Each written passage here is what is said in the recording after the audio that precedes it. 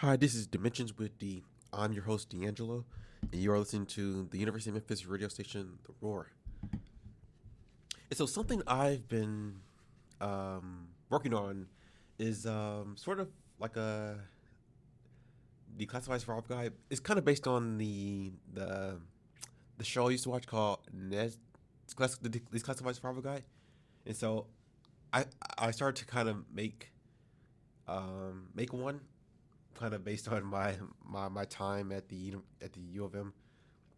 And so my goal was to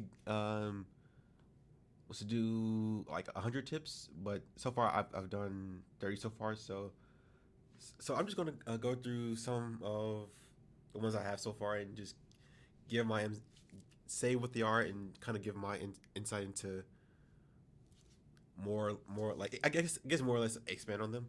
And so my first one is popularity doesn't buy tuition, scholarships do.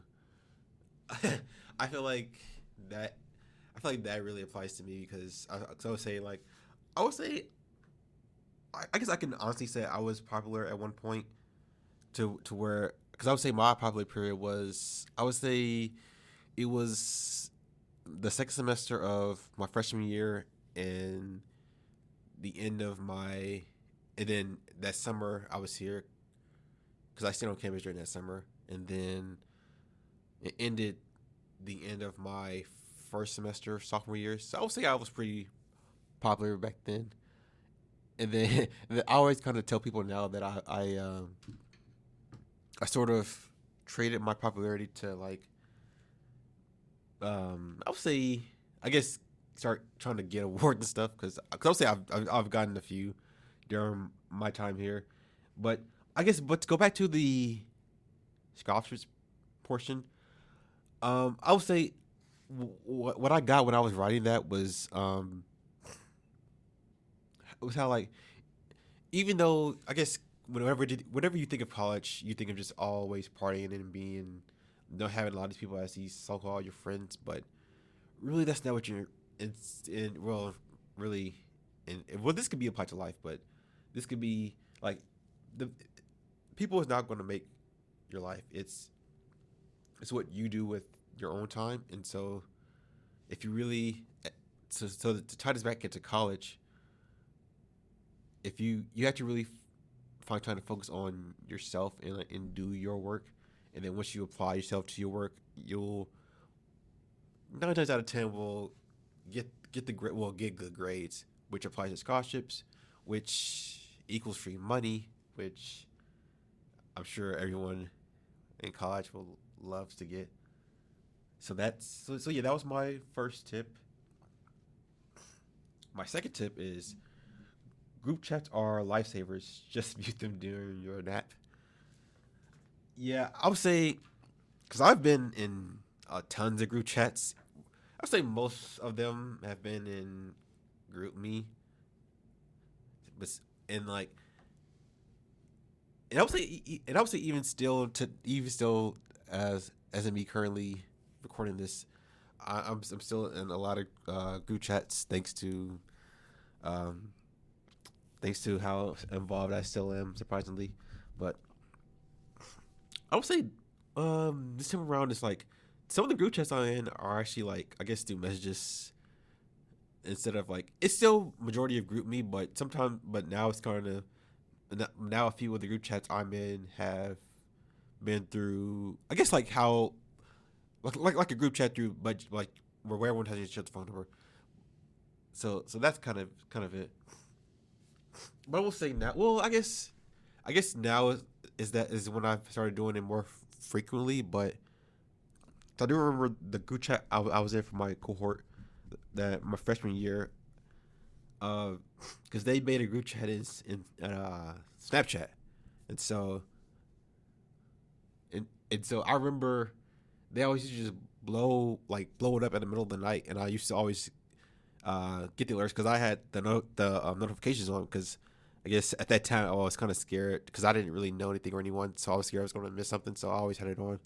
And I remember it always used to just wake me up. I think at a certain point, maybe during like October or something, I I think I know I muted it, but I think I did it to like mentions only or something like that. But I think because I was still because still like I still had it in my mind where I I checked it like so often like I was checking it like really frequently still, even though I muted it. But yeah, what I'm saying now, now I feel like I didn't notice at first, especially during my freshman year, but I guess like during like these last couple months, I realized that you can like mute group me now. You can like you can mute the group me, and you can either do that or put the messages in archive. That way, that way you won't get the notifications either way. You have to like manually like click on the app and um, see if there's a new message.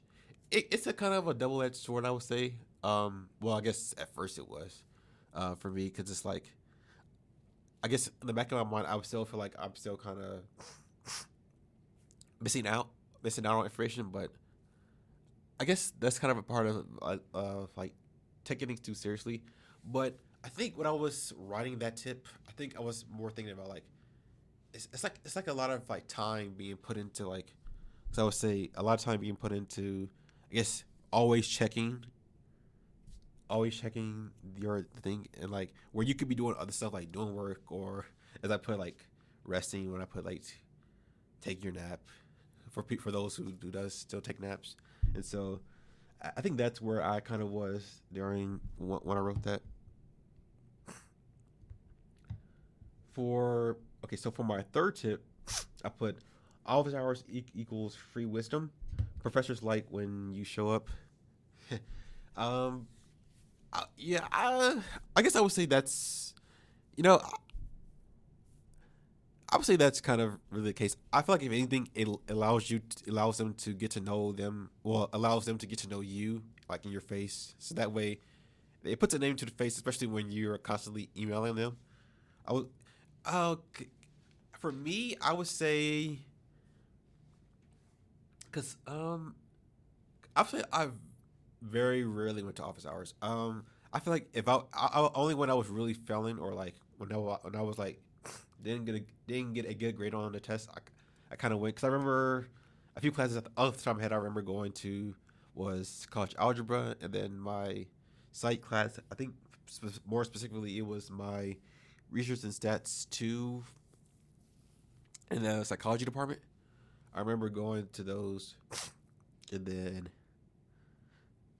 yeah, I think honestly thinking about, it, I think those are the only times I went to office hours, because cause I think now, cause I think in the syllabus and the email instructors do be like, hey, we highly encourage you to come to office hours.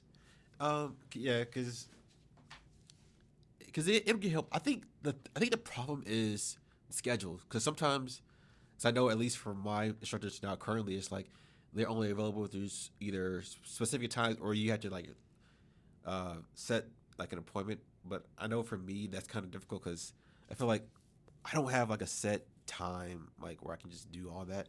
It's like kind of like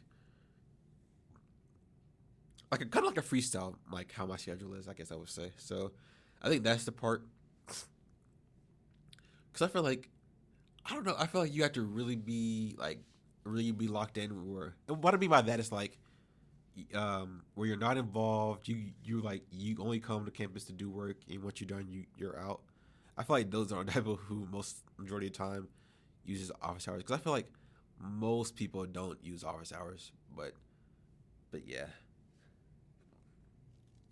For my fourth tip, I have don't wait on assignments. The future you is lazy. Do them now. Yeah, that really hits home because even now I have this assignment that's due tonight, and I think yeah I've yeah I've known about it for like around this time last week, so I had a week to do it, but I guess the way my work, my other school work, and then everything else is just haven't had time to do it because usually I do it on the weekends once I've done with all my other work, but it's just a lot's been happening, and so I think when I was writing that tip, I think I was um, thinking primarily about the papers that I write because this semester I've been writing like well for in terms of like for school I've been having to write like papers every like multiple papers every week, and so that's kind of I've kind of built a schedule to it, but things happen, and so things don't always go accordingly to schedule. So it's kind of more or less a balancing act. And so I guess my advice would be my advice would be to start on them as early as you can. I will say though, something that kind of gets in the way is like I guess I guess for me anyway would be brainstorming ideas because I know when it comes to writing assignments for like school, it can be really hard to like come up with ideas to write about in the first place. Even if you're doing research, it's kind of because especially when you have to like paraphrase and say things in your own words, it's kind of hard to do things like come up with a brainstorm like that, let alone actually doing the writing. So definitely start on those assignments as early as you can. My number five, my tip, my number five tip is pick one day out of the week where you can absolutely do no work. Uh, uh, yeah, I think that's really important. I guess not only to mental health, but like physical health as well, because school can be definitely really draining, especially social aspect, the academic aspect, uh, various other aspects that that, that are out there. Um, I would say it really is like a schedule, timing, and balancing act too. Because some people might not be able to do that. I know for me, depending on what's all going on, I try to do that in my schedule. I know my day for that is usually um, Saturday, where I usually just sleep in, stay in the bed. If I don't have to go out, if I don't have to go out or do anything, that's usually what I do. Uh, I know, I kind of broke that kind of record last Saturday because I ended up working on an assignment that was due Sunday night, so I kind of got a little bit ahead, kind of, sort of. But but but yeah, I would say try to plan at least one day. I know, I think I said a weekend because I know like during the week it can be like kind of I wouldn't say impossible, but really hard to do, especially if you have class literally every single day of the week, especially if you're a freshman, but especially if especially if you have to be on campus, just kind of being away from campus, especially during those 2 days on the weekend, Saturday and Sunday, can really be helpful. Just kind of not thinking about the aspect of school.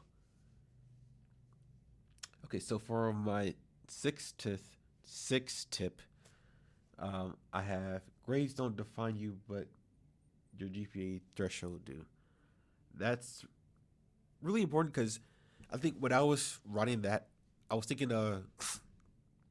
the individual grades that come up during assignments. I know that was especially a thing that I was kind of thinking about in high school because I, I feel like I didn't.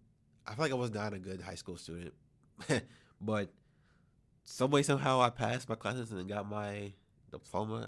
I graduated and everything, walked across the stage, and and I feel like the same could be said about being in college, where like when you don't get a good grade or the grade you want on those little like well not little but the assignments of your classes, it kind of freaks you out and makes you start overthinking. And then when you pass the classes and then or if you pass the classes and or graduate, it kind of feels like it makes you I know for me it makes you think like wow, I can't believe like I was still kind of worried, you know. But like but in those moments where you're in the class, it's like you can't help but worry, and then it kind of makes you have a little bit of like imposter syndrome, where it's like you feel like you don't deserve to be where you are. I know I know I've always kind of felt like that, and I know some other people probably do as well. But the GPA is kind of really the most important thing because I know that's a big important part of graduating, and also when it comes to scholarships, I know they look at that awards when you're applying to positions on campus or even off campus, like especially for like internships, and then stuff like dean's list. They look at they look at your GPA. So although I say grades is not important, like important in like team in terms of it, you gotta worry about every little like the detail or aspect of it. I would say grades are important for the GPA like as a whole. So that's where I was thinking along those lines.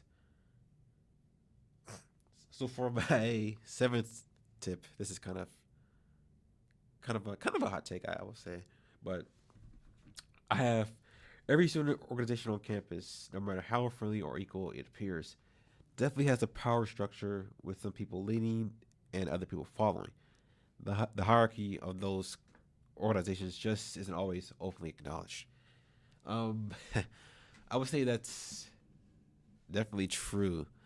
Um, because I say I've been in a lot of organizations or clubs on campus.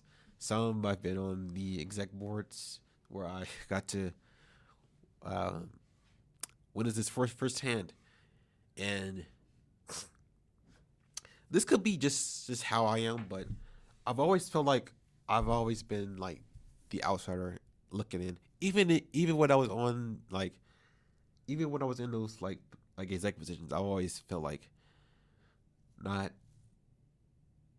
not there, but there but not there. If that makes sense. Because I remember like I guess one example I could talk about right now is when I was on the exec board of HSA, which is the Hispanic Students Association. When I was on the exec board, I was the only guy on the exec because everyone else was girls, and so it, some of the times it felt really awkward and I felt like I wasn't.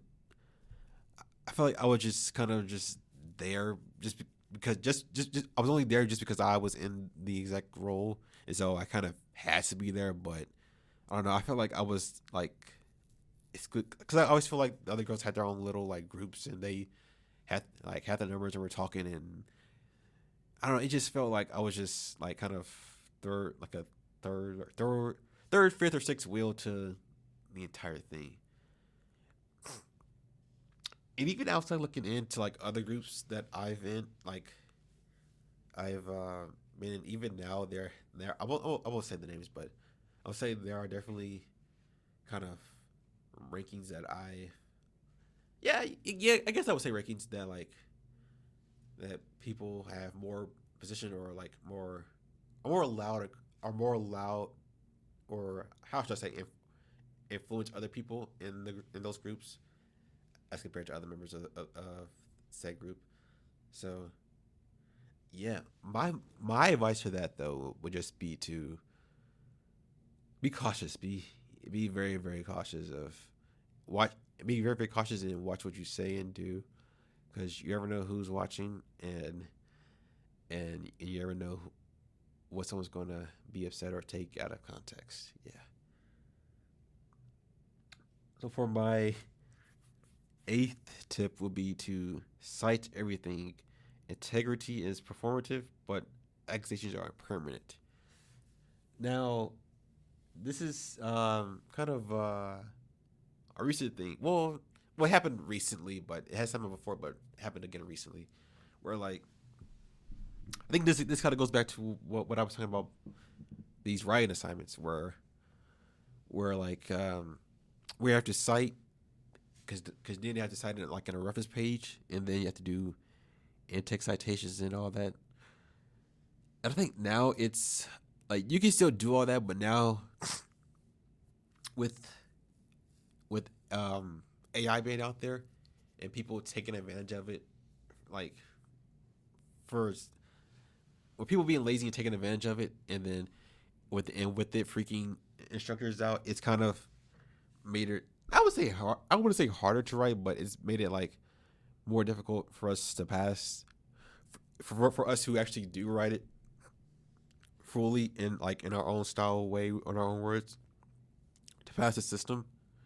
Because I remember like another student. I think it was the last semester or the semester before where he had written his entire thing in his own words, but his instructor had said and thought his paper was like written in AI, and so he he had to come up with like a solution or like a way to show that he was actually doing it, like he was actually writing it himself, and he was like showing me like him writing the exact same way in real time too. It was really interesting.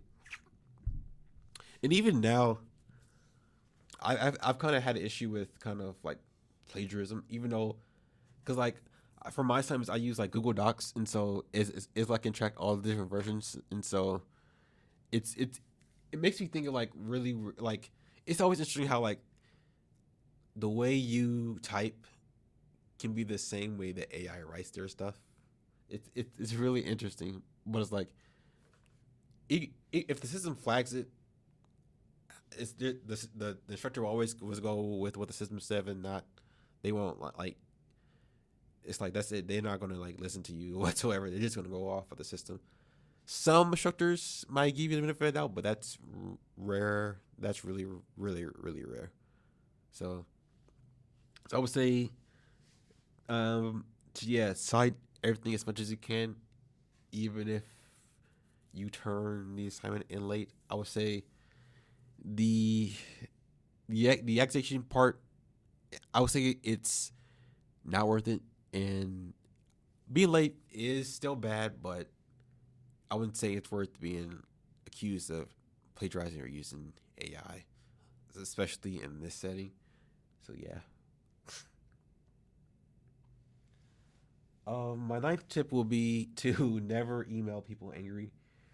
Rewrite your emails as if your future employee and your future employer will read it.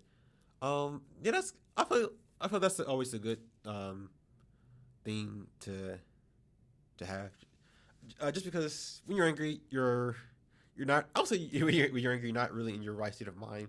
You're kind of seeing red, and so you're kind of writing emotionally. You're not really writing with, not really thinking. Is what I'm trying to say, and so you just kind of writing. The first thing comes out of your head emotionally, and so you might end up saying something that you might kind of end up regretting later. And once the email is sent, and once that person sees it, they can't unsee it. So it's better to calm down, because I know people people in college, they have a tendency of I guess what the kids call now crashing out, and so I guess what I'm thinking is if they can do it physically, they can do it electronically as well. 'Cause I'm sure, even though I never seen or heard cases of this happening, I'm sure they have happened, and so that's kind of where I was when I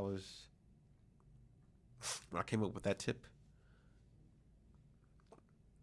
Okay, so for tip number 10, I put calendar equals brain backup, whether it's physical or digital. If it's not in there, it doesn't exist.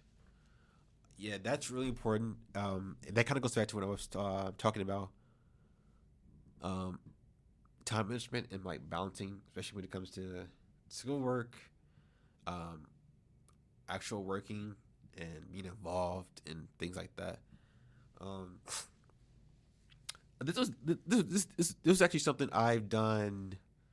Um, I would say two semesters ago. Yeah, so it'd have been uh, fall 2024. Yeah, yeah, yeah. So during that time is when, because I've always done like put events and stuff in my phone, and that's how I was kind of going about it. But sometimes I think that I discovered during that time is like I I I I either A forget to put it in my phone, or B I put it in my phone, I just forget to look, or I put it in the wrong place, and so I end up missing something that happened or that I was supposed to go to. So I remember the inciting incident is when when I had a meeting. I scheduled a meeting with someone in the sociology department, and I think, oh yeah, what happened was I didn't put it in my phone, and in my head I thought it was on one day, but it turned out, and I actually went on that day, but the door was locked, and so I went and looked at the email, and it was actually on another day, and so that was a decision I made to actually like physically put it on my dates on something, and so I actually got like a calendar that you like hang on the wall, like a plastic calendar that has like had like the silver linings around it that you like hang up on the wall. It was a dry erase calendar as well, and so I started to put like my dates on the phone and on the calendar, and so that way I have two ways of holding myself accountable, and also um something I've also started to do. Well, nah, I would say like still do, but something I've done kind of sort of recently was whenever I had dates, I've put them on my like Outlook calendar, and so and when that happens, it can like send you an alert to your phone or to your desktop, like 10 minutes. You can like mess around with the settings, but more or less you can it could send you out like a reminder. Yeah, that's what I'm trying to say. A reminder that you have this assignment or event, or this is what you blocked out this time for. And so that's something you could do as well. I would say the thing for that though is you still have to go and actually like put it in the calendar. You like type in the event, the time, and all that stuff. And so that takes up a little bit of time, but the thing is you have to remember to do that. And so it's the same thing with the phone thing, and I guess writing stuff down on that physical calendar as well.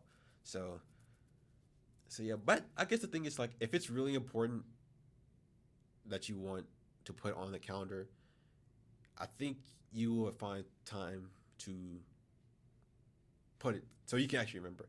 So I guess an aspect of it is how important those events is as well. And so yeah. And so I have so those are my first 10 sets of tips. I have over as of right now I have 30, so I have 20 more as of right now. But yeah, this has been Dimensions with D'Angelo.